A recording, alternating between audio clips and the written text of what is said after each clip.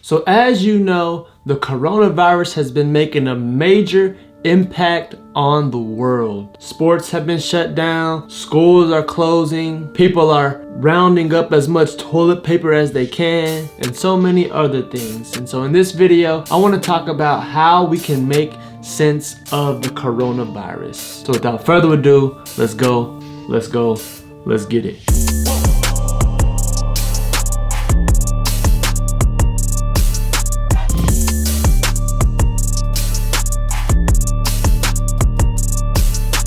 What is up? How you doing? How you living? Welcome back to another video. If you're new here, my name is ScottEbruh, and I make videos to help you seek, know, and live biblical truth in all that you do. So hey, if you're interested and you want to be a truth seeker with your boy, follow me on all my different social media platforms so you can catch me when another video just like this one drops. So we can make sense of this whole coronavirus thing by understanding these 4 biblical realities. First, we have to understand that we're all vulnerable to pain, to sickness, and ultimately to death, Christians included. When sin entered the world, God told us that that sin will result in pain and suffering. And the Apostle Paul talks about this in Romans chapter 8. He says, "For the creation was subject to futility, not willingly, but because of him who subjected it in hope. That creation itself will be set free from its bondage to corruption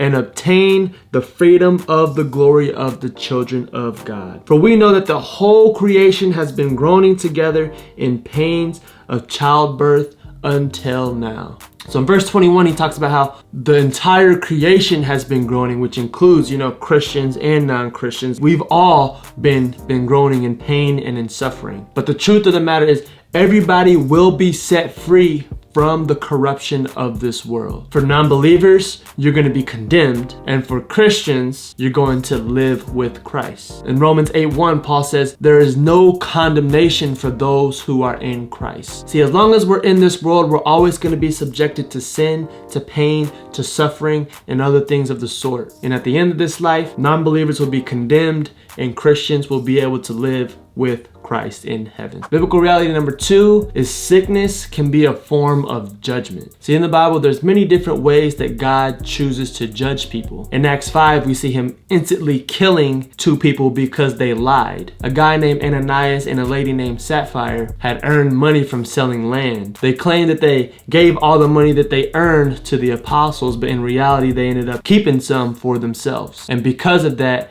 God decided to punish them. Another example we see is God judging by sending an angel to strike somebody down. In Acts 12, King Herod ends up being struck down by an angel and eaten by worms because he tried to elevate himself above God. And so like these, sickness is another method that God can choose when judging somebody. So maybe you're thinking, well, what about Christians who die of sickness? Why does he judge them in this way too? What did they ever do wrong? So that brings me to biblical reality number 3, which is that sickness can also be a form of mercy. See, sickness can be used as a rescuing judgment and not a condemning judgment. See, when we as Christians are judged by the Lord, we are disciplined so that we may not be condemned with the rest of the world. God did it to the people in Corinth who were abusing the Lord's Supper, and he can do it today with something like the coronavirus. And the last biblical reality is that God is in control. God has power over any illness, disease, or natural disaster. I mean, we can even see this when Jesus was on earth. He was able to heal the sick and calm the storms because he had authority over sickness and over natural disasters. And so the reason why God can allow something like the coronavirus to exist is because he can use anything for his glory and for his purposes. Psalm 115 verse 3 says, "Our God is in the heavens. He does all that he pleases." And when you trust him,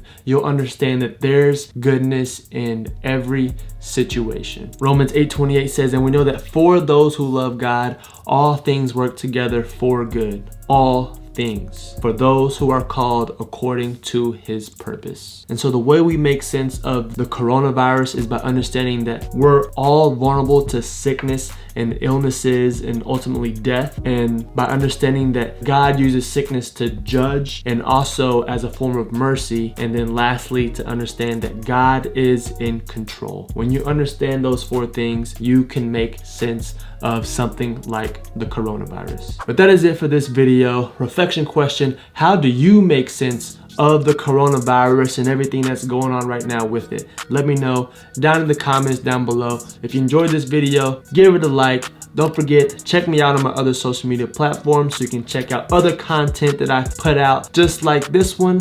I pray that you continue to seek, know, and live biblical truth in all that you do.